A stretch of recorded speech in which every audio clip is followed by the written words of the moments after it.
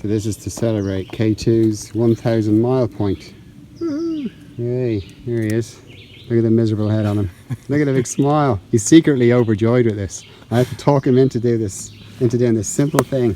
Miserable bastard. Even though it's not exactly on the right place, I'm still appreciative. Oh God, picky.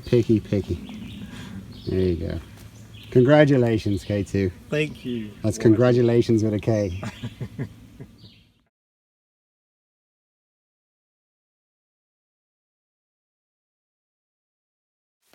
Just while it's on my mind, I touched on this briefly before, where I mentioned that I might revisit some videos that I shot last year when I was preparing for this trip.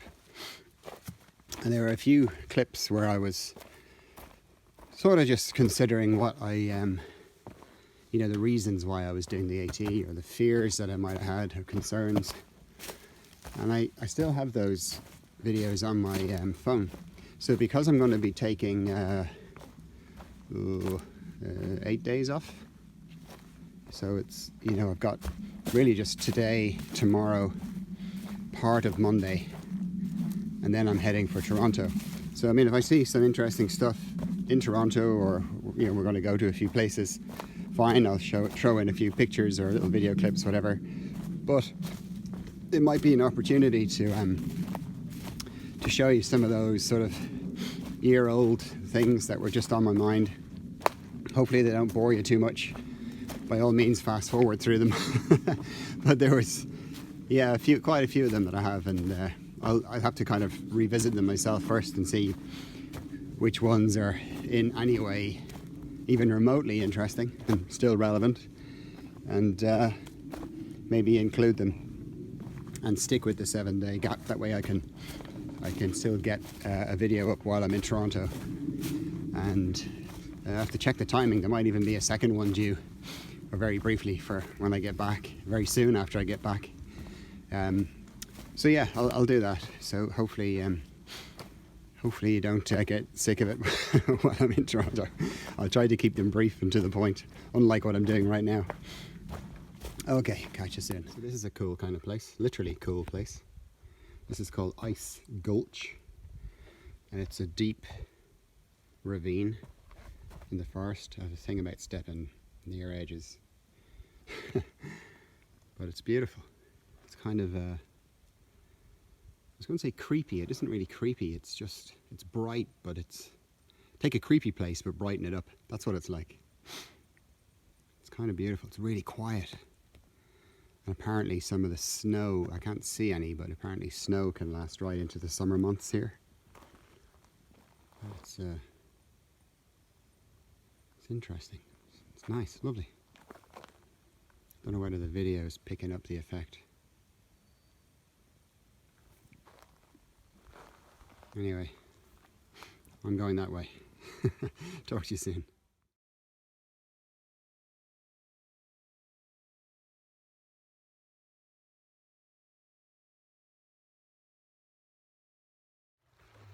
Good morning, Ireland. It is Saturday, July 13th. Happy birthday, Bernie. I won't say your age. 61. Hope you have a nice day. So myself and K2 have just left Great Barrington, which was mile 1522.8. We had a nice day off yesterday. Got lots of food, got clean, got a laundry done, and generally just chatted and forward planned, etc. So we both have somewhat parallel but kind of different plans to get to K2. There's a slight chance that we could summit together, which would be nice. However, for me, I've got about, call it 50 miles, I think it's like 49 miles or something, to get to Dalton in Massachusetts. Today's Saturday, so I'll be there on Monday, and from there I just hang a left, go west, and go to Pittsfield, pick up my rental car and drive up to Toronto. So I've extended my Toronto visit. It seemed to make sense because I have a rigid, inflexible flight home on the 14th of September, and I'm pretty confident as I can be, that I'm going to be a bit early. So I thought, why not take 2 of those days and just extend them onto my Toronto trip. That way I'm not walking past the car hire place and then Ubering back down again, and then coming back home and Ubering, or coming back to the car hire place on the 24th and Ubering back up to the trail. I'm literally, you know, going to the closest point to the car hire place on the trail, which is Dalton, and I get to spend an extra couple of days with, where, as it happens with Emily and Rebecca, Rachel's part of it is still fixed because she doesn't get back to Toronto until the 20th. So it'll be nice to have a nice break in Toronto, and I'll be seeing some other family, the Gibb department, which should be a bit of fun. So what K2 is doing is continuing at that pace, but he's got 5 days instead of sort of 2 and a bit like me, and he's getting up to Bennington in Vermont, which I was going to do with him until I sort of saw the light and thought it makes more sense to have a nicer spell in Toronto. He then is basically able to slow down a bit but catch up with his wife, who has rejoined the trail ahead of us. So she's walking at, you know, maybe 6 to 8 miles a day. So in theory he should catch up with her in about 10 days from now, which would be great for him because he hasn't seen his wife in quite a while. She exited the trail some time ago. Her name is K1, funny enough. So because he will then be walking at her pace for a few days, and then they are both taking some vacation time in, they're taking 5 days off the trail to go to Washington DC, and then he's returning to the trail. So there's a chance when I get back to the trail and he gets back to the trail, we won't be too far apart. He will be ahead of me, but you know, he's just targeting 5th of September as his summit date. That's achievable for me, slightly challenging, only slightly. You know, I'm not under no pressure. The only pressure is that I could summit with K2. There's no other, I mean, that's good incentive, but there's no other incentive to do it any faster. So it's, we've sort of worked all this stuff out, and he's worked out the sort of comings and goings of his car hire and his trip to Washington, and you know, the hostel in that area, etc. So hopefully it all works out for him, and it will work out for me because mine is a lot simpler. I'm just exiting the trail, taking whatever it is, 8 days off or something, and then returning to the trail and continuing on up. So looking forward to the spell in Toronto. Should be good. Have to stop heavy breathing and talking at the same time. So hope you're all having a nice time. Have a lovely weekend, although you're going to see this next weekend, and looking forward to catching up with you all in September. Have a nice day.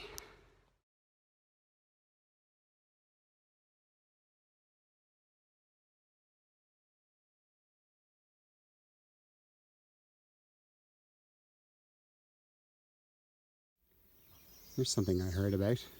It's not exactly in the right direction for me. I need to go over that style. But some enterprising person has created this trail stand. Let's have a wee look.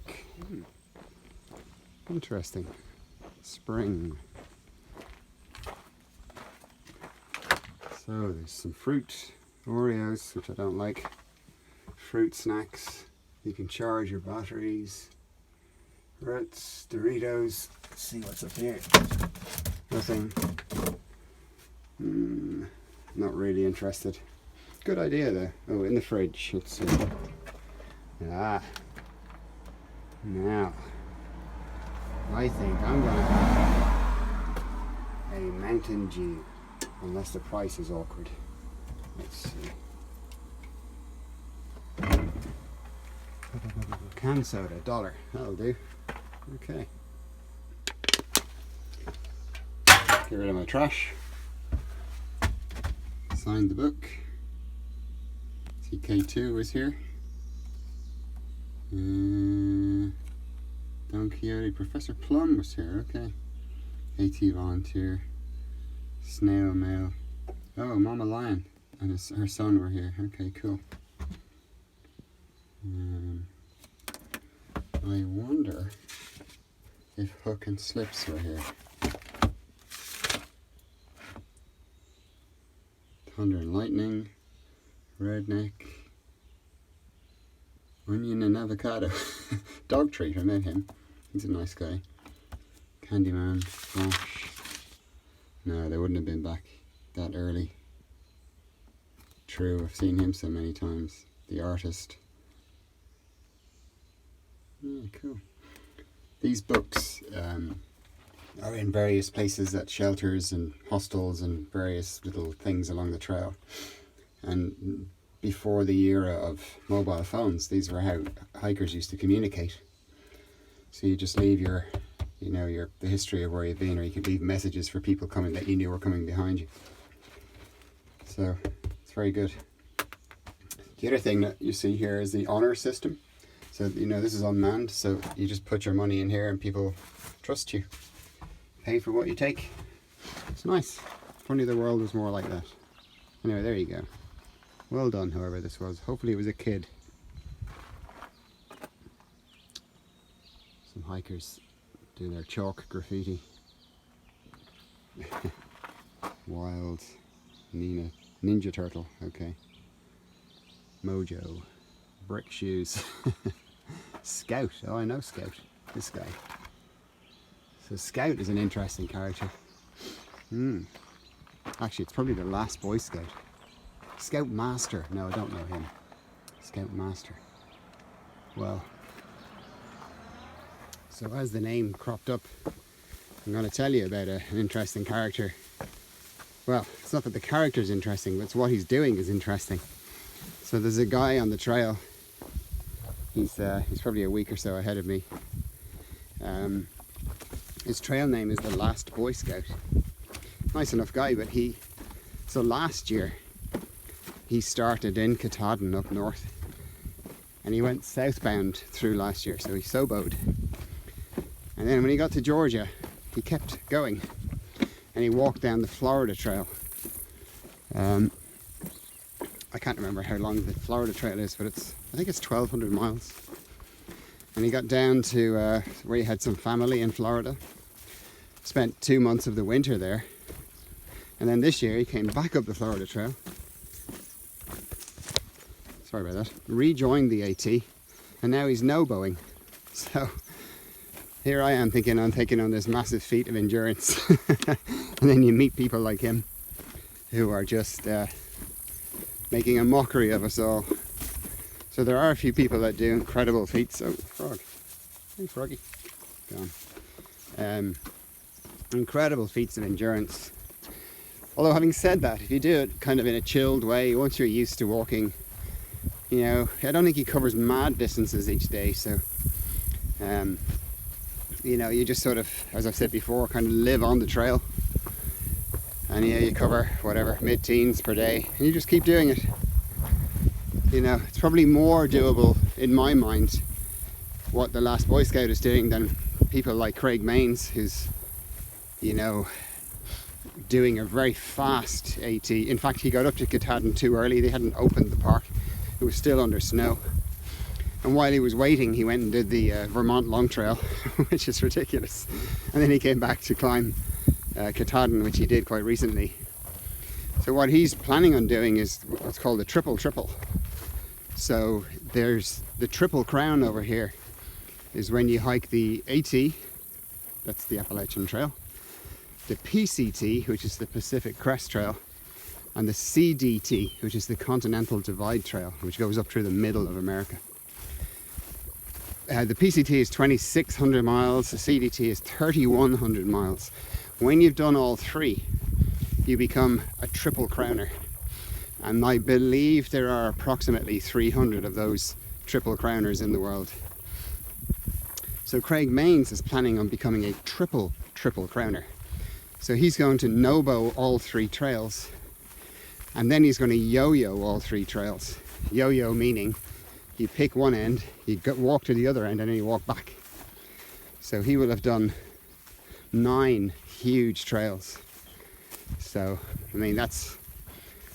that's bordering on ridiculous. In fact, I think he's crossed that border quite a while ago. So, but good luck to him. incredible feat of endurance, and I just could not get my head around doing anything like that. So there you go. And he actually, by the way, he yo-yos within the same year. So you have got to get up and down the trail in the same year to do that yo-yo. So there you go. All right, catch you later.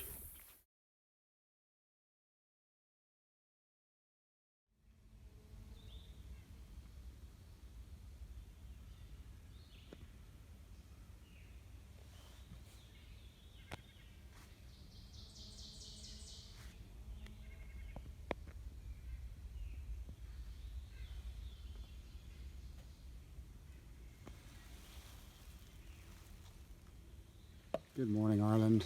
It's Sunday, July 14th. Just left camp. I've just sort of stopped to filter water at a nice stream here. And I thought, here's something I can show you. Poison ivy.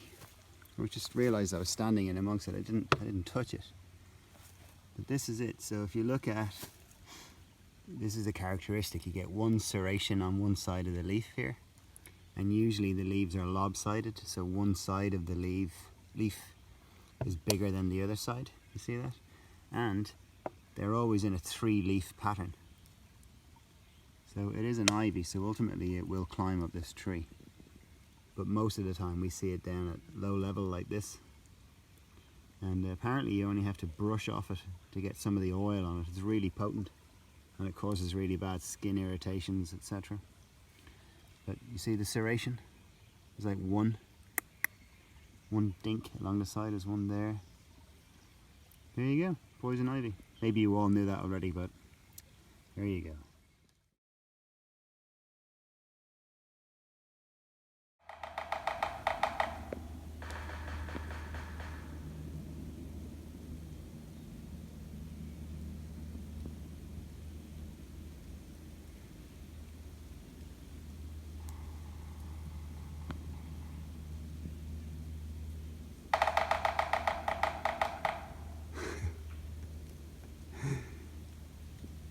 Definitely communicating to each other. That is not a functional wood pecking. Can you see that?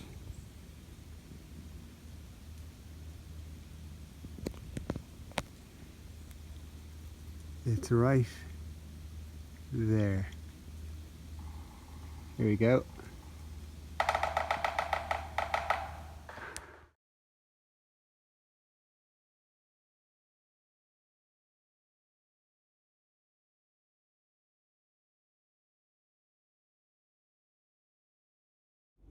Crossing into Canada.